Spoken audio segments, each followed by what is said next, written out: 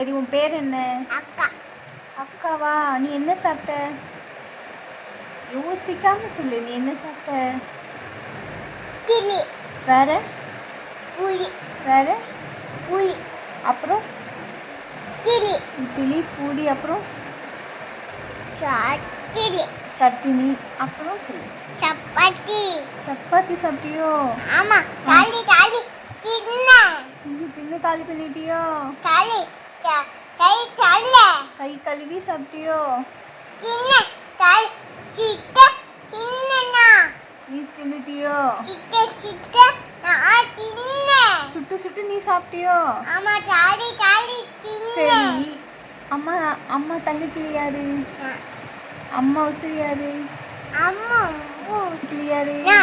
அம்மா உசிரி யாரு? அம்மா உசிரி யாரு? உனக்கு அம்மா பிடிக்குமா டாடி பிடிக்குமா? டாடி.